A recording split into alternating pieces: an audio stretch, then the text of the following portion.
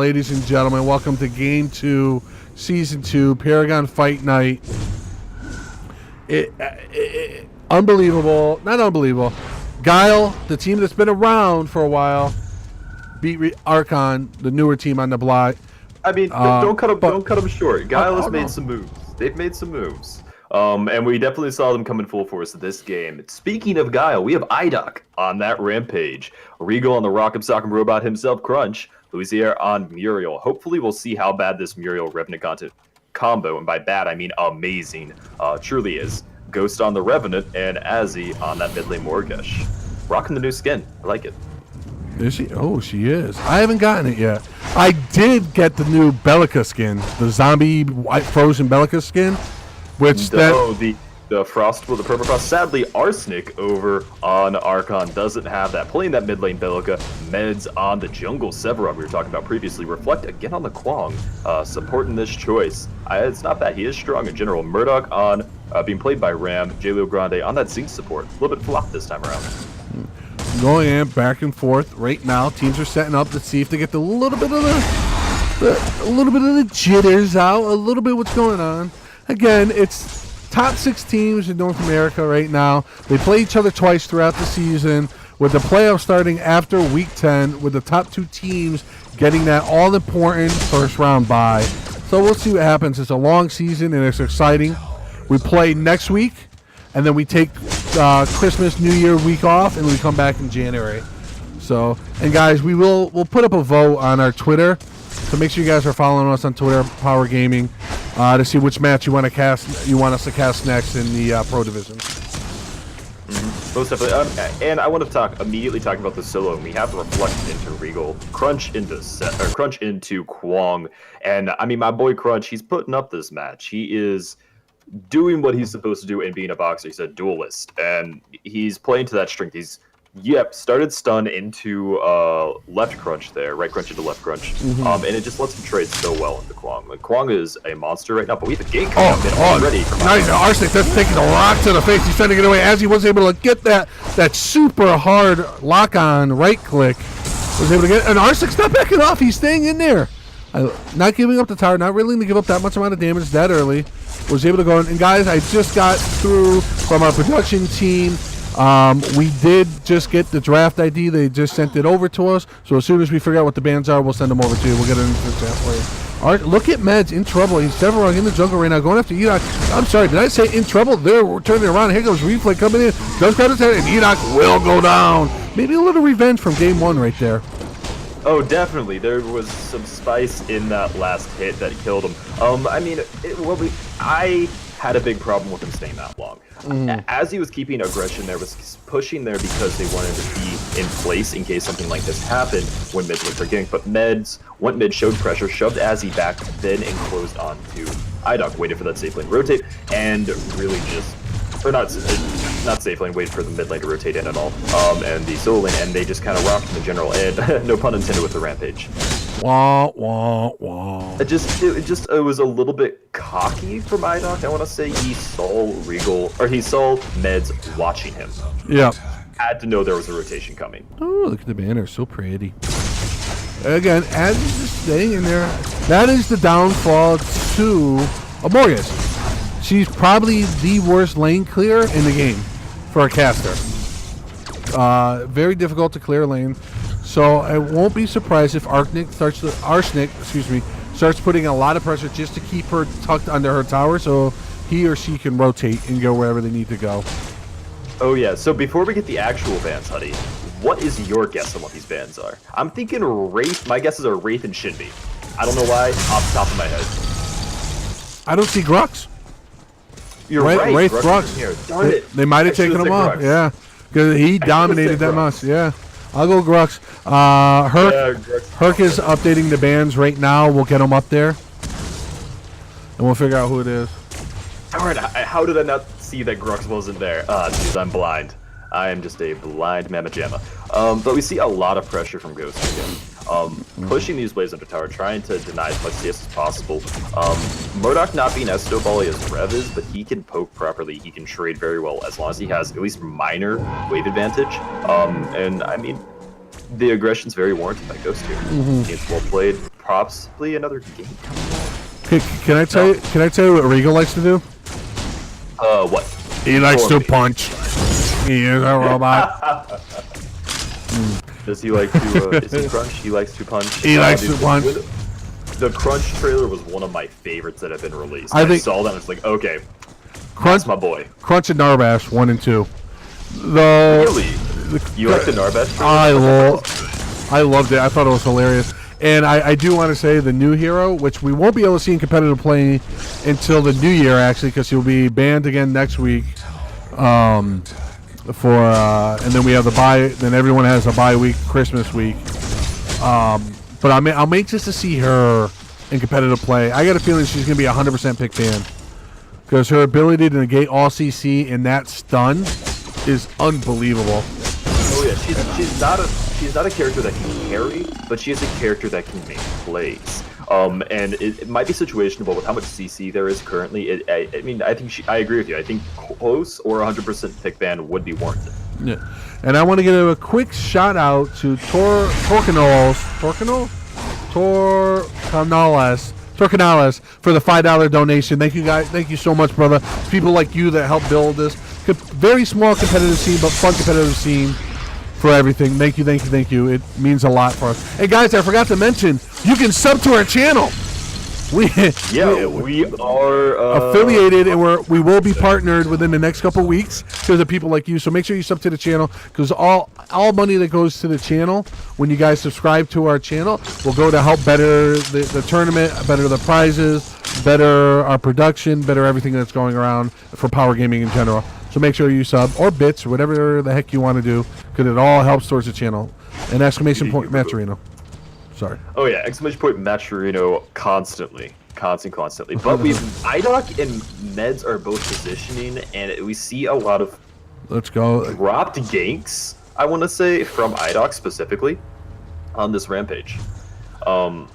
What are your thoughts on that? Like, just time-wise, I don't think that's as wise of a commitment here. Like, they have this ward in place, they're seeing him, and he's just dancing around.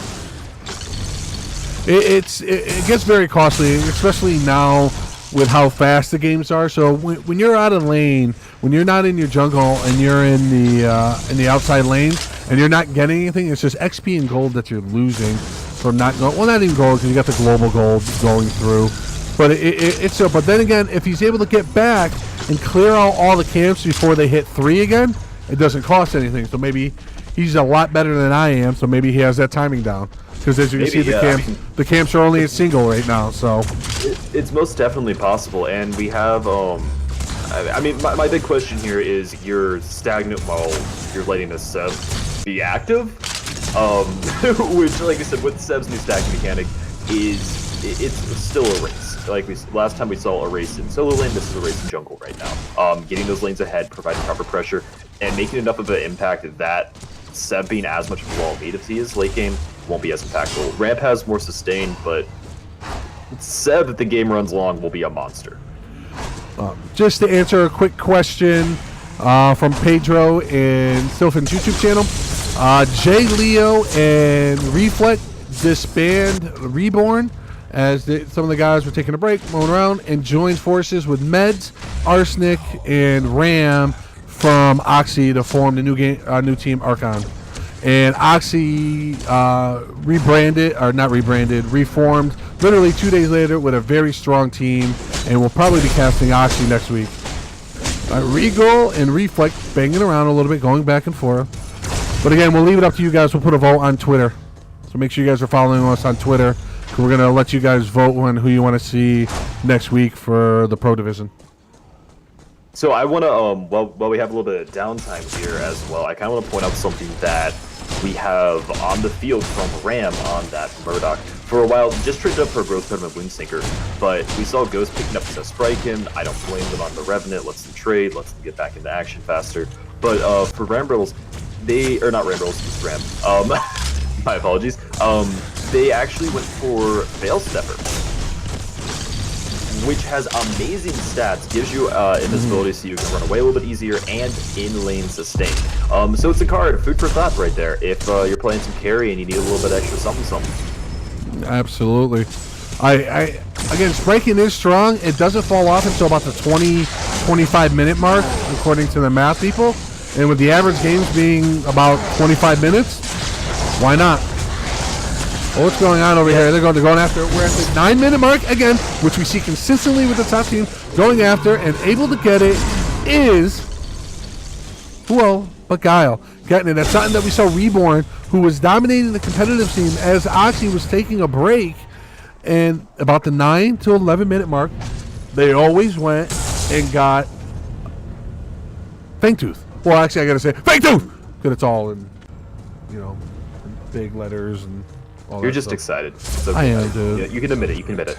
You're just pumped for that giant dinosaur. But yeah, we once again, I personally, I love me my Murdoch. We saw a great bait there and great rotation. And I'm going back to just builds for a slight second. Murdoch, we had a question in chat about the build. It is a Woundseeker currently. He traded up from the Veil Stepper. And then answering another one, we had a statement of no reason that Reflect should be losing this lane. Yes and no. Kwong is very, very strong. He has proper sustain, and he can trade very, very well. But if Regal boxes properly and dances around Kwong's abilities, with that micro stun he gets on his right crunch, he can still pump out damage while Gummy 2 at advantage because of that stun. Time that's a downtime from that stun means Reflect isn't healing, Reflect isn't damaging, and in general can benefit him. As Reflect goes further, if Regal doesn't get ahead, Reflect should be able to take the lead, but it looks like Regal's doing a great job of holding. Here comes Hazzy coming over right now, not knowing what's going on. Reflected. Oh, God's in trouble. Crunch likes to punch. He's just hit him all over as he right-clicking and finishes off as Regal was just absorbing the tower damage. People don't realize how much of a buff that slight stun is for Crunch with the ability to back it up with your ultimate immediately. Crunch got just a crap more loads, more CC with him. Yeah, I mean, it's a nice ultimate there. Going in, he's trying to get it. He has the bounty. He smells it. He's going after Jay Leo. Jay Leo dancing around.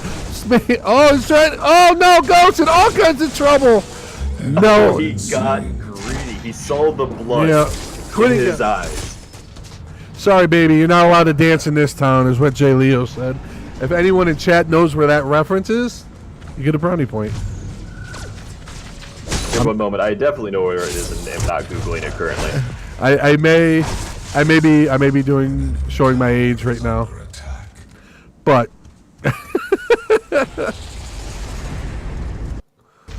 Oh yes, it's from I don't actually. Google didn't help me at all. Never mind. Really? As he and all kinds of Miriam coming over the top. Here she comes with her ult with that. Slow was able to get Mez was able to hit Enoch trying to get away. He's stopping these bunnies. He's trying to get over the tower. Coming in, Mez and say, I don't give a crap about no tower. He's making a freaking tower, and it was dirty dancing. Sorry. But but we have a lot of pressure happening. They set this lane, they shoved me with under failure passive damage to it. I'm sorry, Footloose. Footloose, not Dirty Dancing. Footloose. Okay. Sorry. There we go. I was like, Dirty Dancing is a little wrong, but I'm not going to call them out because I actually don't know. And across the map, we have Reflect hard pushing, taking this tower, denying that safety from Regal. But great call on his point. It was, but they did get the second. Guile was able to get that second Fangtooth and get that movement speed once again. Starting to take a little bit of a lead. They have about an 9,000 gold lead. And the team deathmatch portion of it is very even right now. Very even. I would agree. And what I see happening from Archon here, they knew they wouldn't be able to take it. Their positioning, their wave pressure wasn't there for them to be able to contest that Fangtooth. If they did, they risk losing it, losing mid T1, losing safe lane T1, at which point things are going to go downhill for them. So they say we have to give the Fangtooth, Reflect hard pushes, takes a tower. It's a reprisal, it's not huge, but it's something. And against that crunch, it then opens up avenues for ganking to help Reflect get back on his feet. A lot more positioning happening around mid, looking to make a play possibly. I don't know. Archon is definitely doing a stronger job than they did the last game. Their rotation's a little bit better. Their warding is better.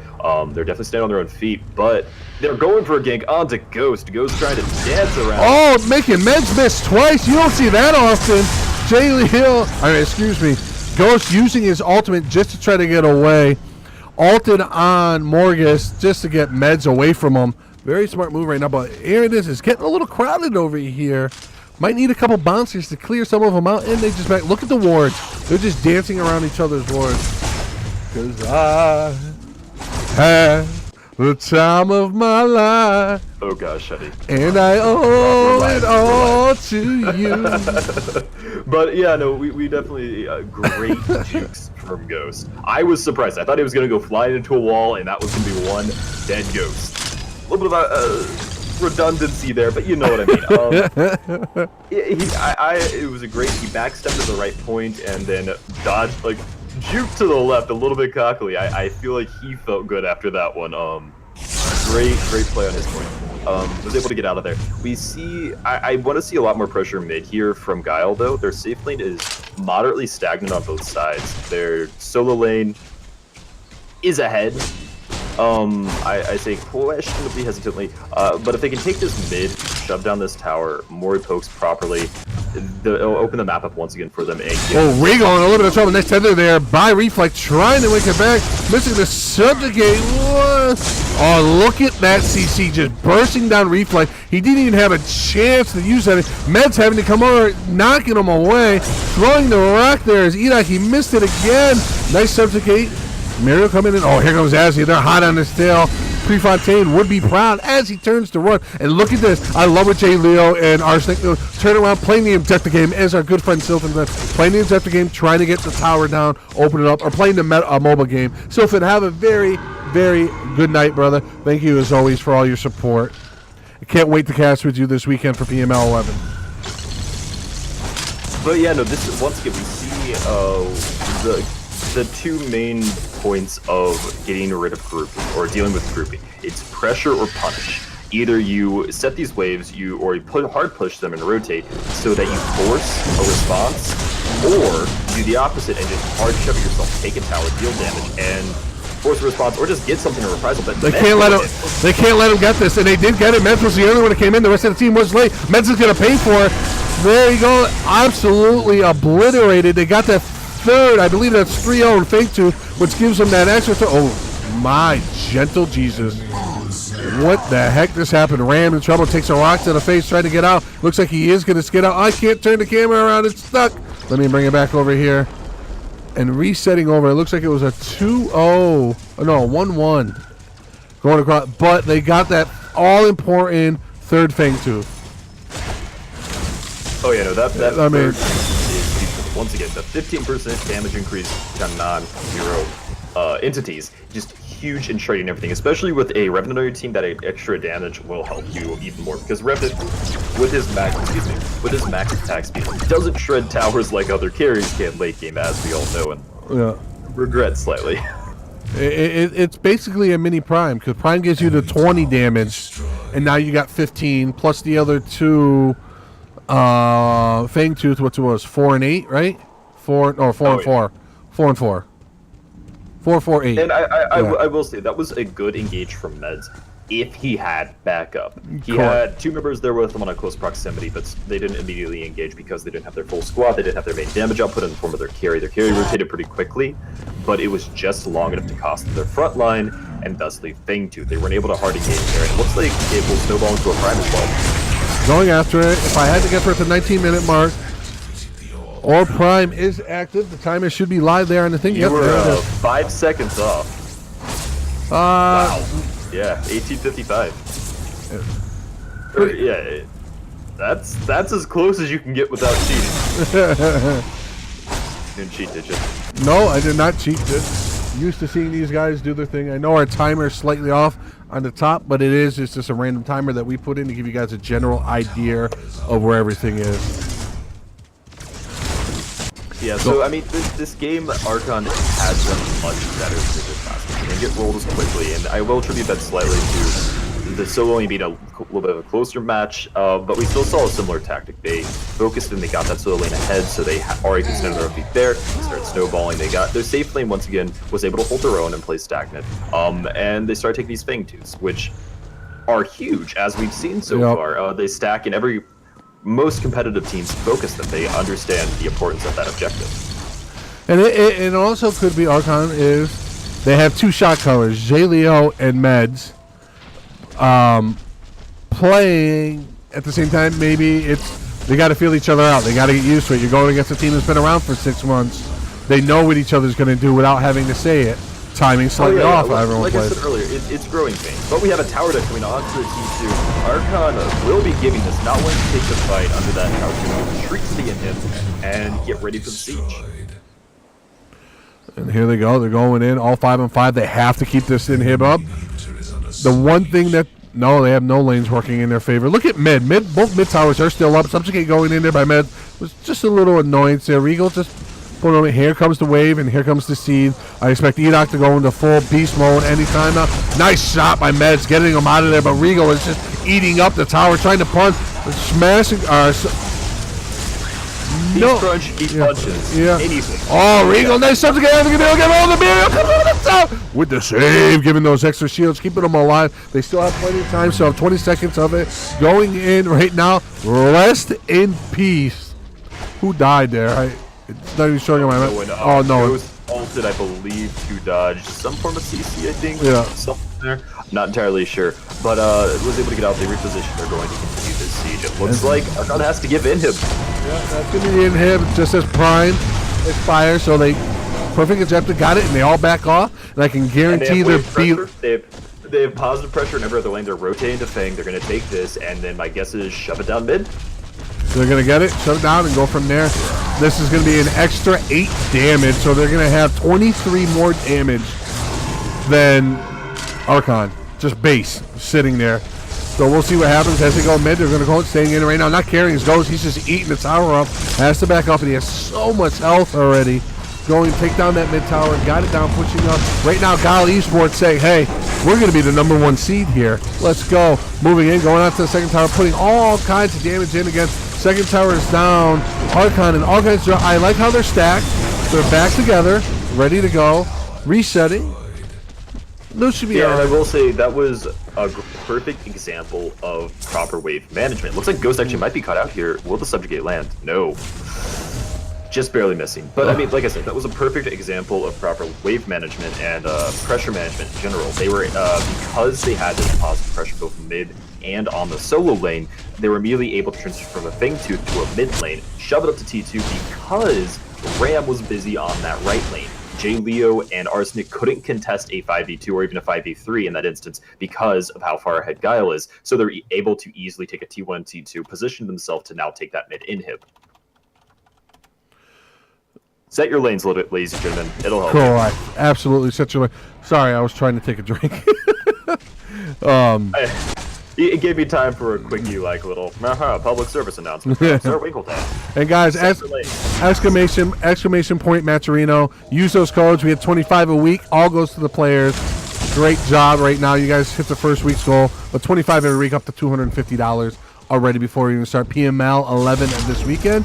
And guys, if you want, use your Twitch Prime, subscribe to the channel, help build the competitive scene with PWR Gaming as we continue to bring in more events, and we will have swag and t-shirts going up for sale and everything like that. So, going in, and here they are all stacked again. We have the rainbow on Ghost. He has a little of everything. They're going to take this tower down. 24 minutes. I don't know what Archon can do right now. Honestly, unless Guile makes a very large misplay, this should be their game. I say hesitantly because I don't want to jinx them, but this should be their game. They're very far ahead. They've already taken inhib. With this siege in itself, there's positive pressure on that left lane. If they wait it out and time this properly, they'll be able to at least have a 4v5 under inhib. It's going to take some misplays to... There they go. They're going to be able to get... They should be able to get this tower as well. Going all over. Seismic Assault on Edoc. Just trying to get him off. Regal just eating damage left and right. We just see Morgus coming over the top. Here comes Muriel with her nice ult. Muriel is so strong, and they're not focusing her at all. Ghost just getting out of that subjugate again. Med's missing those. We don't see that often. He's going after J. Leo. He hits his ultimate and decides to back off. Very smart play, because a team wipe can be just where Archon needs to bounce back. A team wipe, and they blow out an inhibitor, and they can be in there. A double kill. If they get a double kill and are able to transition to something to get their feedback on themselves, because then you take that, you snowball, the Guile may panic, then from there, give them another pick, and then you keep those death timers constantly going to keep yourself an advantage. And they weren't able to get that. Ghost had a very, very smart ult there, doubled back and got himself out of the mix. And a little bit of prioritization once again from Archon was a little bit flubby there. Ghost was very far up, would have been easy picking, but because of the front line, a little bit of chasing, slight amount of chasing from Archon and Meds and all. They weren't able to pick off Ghost, the carry, and he was able to take the inhib. Great play by Guile, though. Great pressuring, good timing, and good baiting. Nice job. And guys, try to keep the spoilers out of there. Get the match IDs out of there, please. And Ray, yes, the chat with Restream is going through both, so you don't have to keep saying test. This is the real me. Everything is working just as it's supposed to. Thank you. Zetnam, Power Gaming. And guys, we do stream live on Facebook also. Make sure you check out our Facebook group, the Power Gaming Fortnite and Paragon group. We're streaming live on there. Over 3,000 active members. Pretty cool. And as we're talking about this, it looks like they're looking for a bait on the time. Oh, Azzy in all kinds of trouble. Subjugate, seismic assault, deletion. Med's going to go down after that. Oh, Edok just imposing his will right now. Having used his ultimate once again. It looks like Windians are going to win the game. That's all they're doing right now. They don't want them to back, so they're going in, and that's a huge wave just chewing away. Pac-Manning that freaking tower right now. I mean, the core. I don't know if they're going to have enough wave clear to get rid of it. They will. It won't be game, but it'll be very, very devastating. Core damage is insane when you end up taking 50% core damage because of a chase fight. Great call by Guile here. Once again, they baited this prime knowing they have positive lane pressure both left and right lane permanently because inhibs are down. So it forces Archon into a bad situation. Either they give prime and defend their own lanes, they go for an engage and then retreat to defend core, which, like we saw, Winions, or they go complete team-wide, hit prime and move out. That's the best case scenario, and where they are, it looks like they're not going to happen. Great call by Guile, and it's a good way to clinch out a match. They go and get the extra Fang Tooth, just get the other damage, take it off the map. Archon, I am absolutely, totally surprised by the domination from Guile right now, but it just shows how important it is to stick together as a team. Play together, come in, because all these players, if you put them in a side by side, their plus minus is very, like, you can swap them out and they're all like right there. I mean, you're talking 10 of the top 100 players in the world, right? With these teams, probably 10 of the top 50 in the world, right? And what you're seeing is experience against a newer team. That's what it's coming down to right now. Oh yeah, and these Team Archon. The people have definitely played together. They've scripted against each other. They've even probably practiced before this match. But you can't compare that to, what'd you say? How long has Guile been on? 6 months? I would 6 or 7 months. I would say. I don't know. 6 months of actual practice as a team in tournaments with callouts, rotations. A lot of the time, these team fights have been decided because rotation speed wasn't there. There wasn't proper follow-up. And it's sad to see, but it tends to happen in these types of situations. They don't respond within the 1 or 2 seconds it would have taken for it to turn out positively for them. And yeah, that looks like they're going to be sieging core here. They got to pick onto Arsenic, was it? Yeah, which is the main source of wave clear for Archon. It looks like that should be GG Ram and Jay Leo. Wow! Wow. Congratulations, Guile eSports. I've been saying this for the last 3 tournaments. You guys were that close to taking the next step, and I think you just put your name on the map. It is only week 1, game 1,